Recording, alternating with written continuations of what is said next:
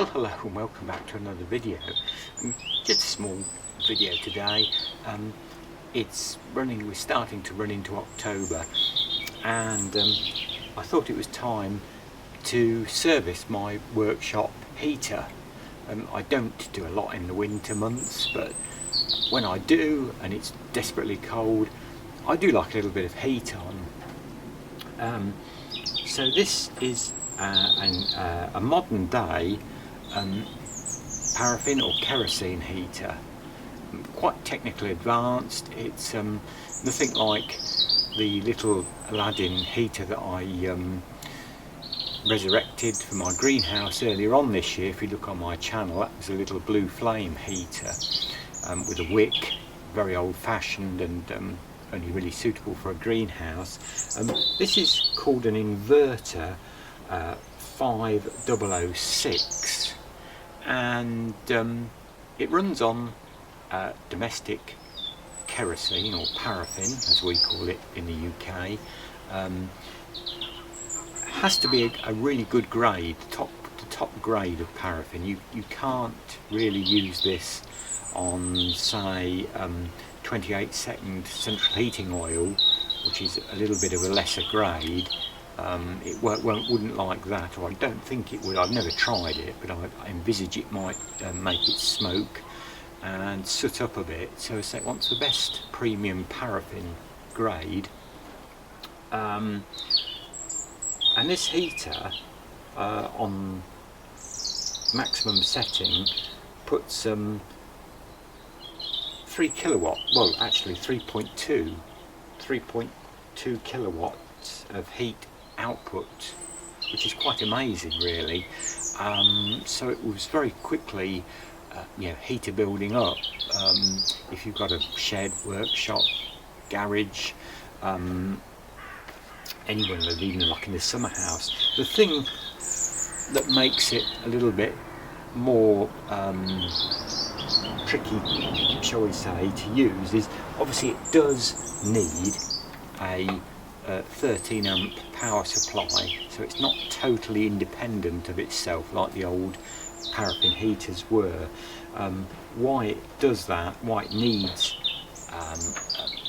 an electricity supply, is it's got an auto ignite starter in it, so it'll light itself. You don't have to light it with a match, and it also has a small fan in it to blow the warm air out.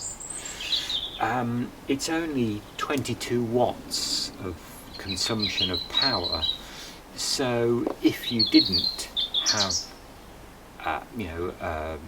240 volt power supply handy and still wanted to use one of these, you could use a 12 volt battery inverter. I have tried it and it does run fine off an inverter running off a 12 volt battery, and I think it would run a long while off, say, of a car battery with an inverter, because it's only minimal power. It's less than it's like a modern day LED light bulb basically at 22 watts. I like it because it's got this huge out heat put. It also has got various settings, and you can put it on an eco mode setting and then set the temperature, and so when the area that you're working in or the room gets to that temperature, it'll just cut itself off altogether. So that's very handy. So it's filled up. It has a tank there. I'm going to service this, and I'll show you the basic little service that you do on this. That's the paraffin tank there that you fill up, and that slides in there like so. I think on one filling of that tank, which I assume is around about a gallon, it'll run for 59 hours on that, so good length of time. I've found it very economic, because there again paraffin is expensive, but if you don't want, like if you go in somewhere, a shed or a workshop or somewhere like that, and you put an electric fan heater on, you've no idea how much you're using. You can stop in there all day and have the fan heater on and soon have spent an awful lot of money, you know, a 2 kilowatt fan heater, say, on electricity, whereas this, you know, you know exactly, you pre-bought the fuel, what you're putting into it, so you know exactly how much, you know, it's costing you, and I like that, and that suits me very well. And as I say, it's got a super output of heat as well at 3.2 kilowatts. It doesn't smell, it doesn't smoke. You know, you do get a little puff of smoke when it lights up, and you do get a faint whiff of paraffin kerosene when it goes out, but nothing like the old oil heaters at all. So we'll have a look anyway at what you do, or what you need to do every year to service this heater. So basically with this heater, a service is very, very easy. There's not a lot to do every year. I never, when we get to the, you know, sort of spring, I always empty the paraffin tank out, so there's no old fuel left in it, or hardly any. There's a little bit in a reservoir at the bottom, so the tank is empty. Basically, I should give it a good clean. It does, you know, say to wipe or brush. Obviously the warm air is blown out of here where my hand is, so it's a good idea to keep these nice and clean and wipe these or brush them and get any dust off these, and likewise around the bottom of the heater. The other thing needed to be done is this is the back of the fan here, and there again that needs a brushing. There is slight little bits of dust on mine, or you can hoover that with a hoover and suck any dust off. And then down the bottom we have another filter that comes out, and there again that's just a mesh filter that is just brushed. As you can see, mine hasn't really, I didn't use mine a lot last winter, so it hasn't sucked in a lot of dust, but if you're using it in a dusty environment, that could well be the case, that, you know, you should clean these even more regularly than that. So we'll leave that on top, and then we'll lift the fuel tank out, so that just pulls straight out.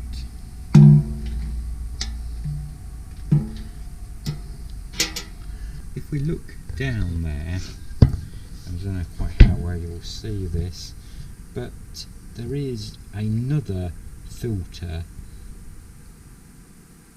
there that the fuel goes through, so it's best to lift that out and clean that. I'll lift it out now and show you, and you can see that is quite dirty in there. Although I only use sort of like premium grade paraffins, it's amazing, you know, what rubbish you still get in the fuel. And so we'll give that a good clean out, and I have got a little pump, and so I might pump that bit of old paraffin out there at the bottom of the small reservoir tank down the bottom there, and clean that out as well. I think that might be advisable. So I've cleaned the fuel filter as best I can. That's just staining in the bottom there, that, you know, it's where the paraffin has discoloured it, but I've given it a good rinse through, and there was quite a lot of rubbish in there, and it's come out, so we can put that back into the bottom of the small holder tank in the bottom of the heater, which won't come out.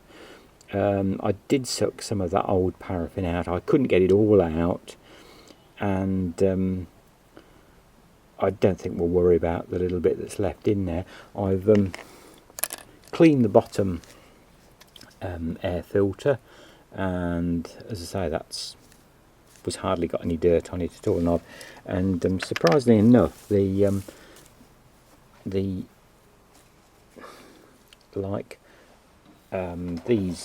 were really quite dusty. You can see on my bit of old towel I'm using as a rag here, it's quite filthy. So I've cleaned all that up, and now it's just a question of putting it back in and put some fresh fuel in the tank, and we'll give it a run and see if it runs okay, which I'm sure it will. So as I say, that fuel filter just drops back down inside like that. Anyway, can you see that? There it is at the bottom there. There's a small smaller tank that the main tank fits into. I think basically how this works is this bit goes on to the middle plastic bit of that filter we've just put in, and there's a spring inside here. If we undo this, you'll see there's a spring. If we get it in the right place, there's a spring there, obviously, so then this is pushed up. That focus. There she goes. That's probably better. That pushes down and lets the fuel out, because that's sitting like that in the fuel reservoir. Those rubber washers look okay in there. I think we'll just give that a bit of a wipe out. I mean, the thing about paraffin, it is a bit of a solvent, so you've got to watch parts. They can deteriorate, but that looks okay. And then we'll fill it up with fresh fuel.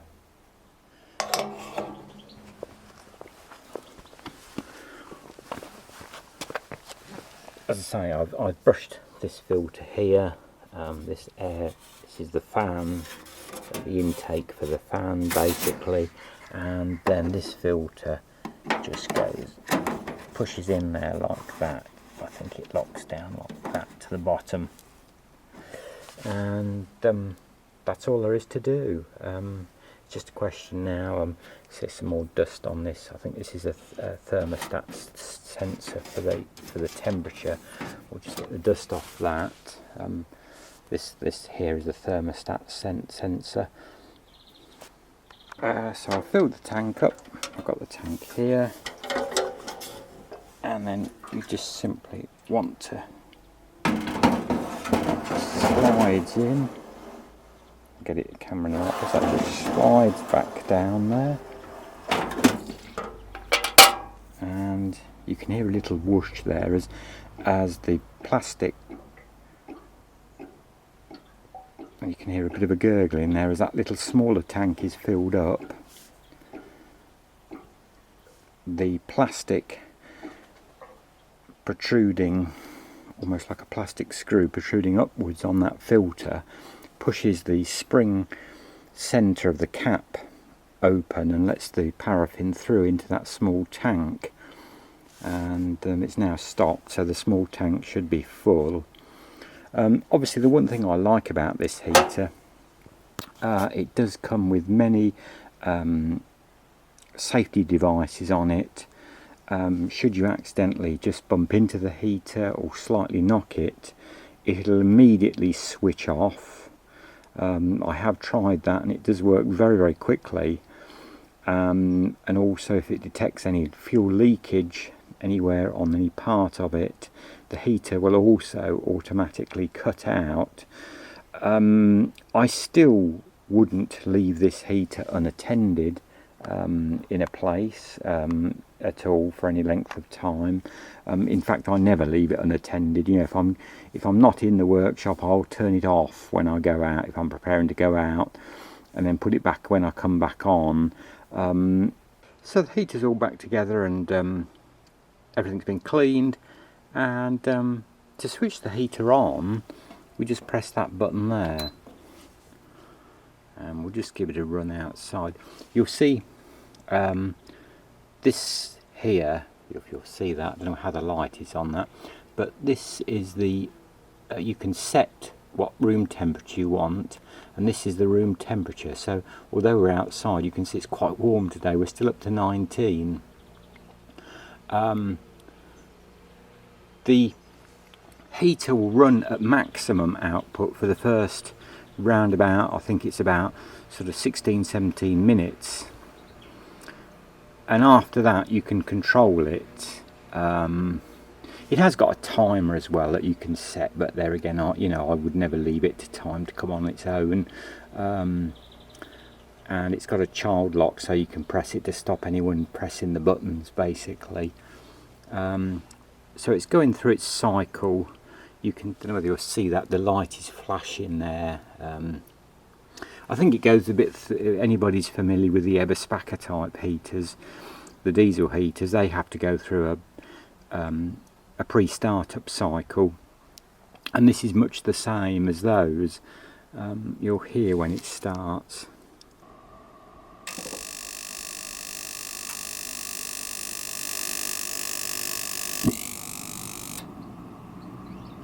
You might have just seen that little puff of smoke and heard the starter engaging there, like the which lights the flame basically, and then it's away. It's blowing really warm air already out there. You can, I don't know how well you'll see this, there is a little window. I don't think it will show up on the camera because I can't even see it myself. But there is a little window where you can monitor the flame, and much like the older paraffin heaters, you should look through there and see a bluish flame with sort of orange spikes on, just to make sure the burner is burning okay. But you can usually smell, you know, and they say that's really warm already. And then to set this up, what you do here is you can drop that down, say to the room, say if we wanted the room temperature at 19, and then press the eco button there, so that orange light comes on. When our room gets to 19, which I know it already is, but when our room gets to 19, say our room was only 10 degrees, 50 Fahrenheit, 10 degrees or thereabouts, and we set it to 19, as soon as the heater got the room up to 19, it would cut out on the eco button and theoretically save you fuel. So that's very clever how that works, and that's a great, you know, sometimes, you know, in my workshop I'll only have it set on about sort of 15 or 16, and it very quickly gets the temperature up to that, and so you're not using a lot of fuel or wasting fuel. So yeah, great heater. As I say, if you're looking for, you know, garage, workshop, any outbuilding, you know, I think it's a great heater. I mean, you should always ventilate slightly when you're burning any fuel like kerosene, paraffin, or propane gas or anything like that, and probably even invest in a carbon monoxide detector as well, just to be on the safe side.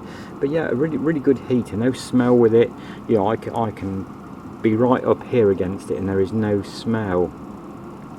And then to turn it off, you just press the button again, and you'll see the temperature goes off and the flame will go out, and it'll run through its fan cycle just to cool the unit down again. And that's it, that's running great. And as you can hear, the fan has come on, and that'll run for a minute or two just to blow cool air through the unit to cool it down. So there we go, that's the Inverter 5006 kerosene stroke paraffin, depending what part of the world you live. We call it paraffin here in the UK, and highly rate it. 3.2 kilowatt rating, really, you know, instant heat virtually. Multiple safety devices. You know, the running fuel tank will last you 59 hours. It's got the eco system, temperature set for your room. Very good, excellent. So perhaps the one downside is you do need, you know, 240 volts, but as I say, it will work off a car battery and inverter if you haven't got any mains electricity where you want to work it, and it's only 22 watt, so very low usage. There we go. As always, thanks for watching.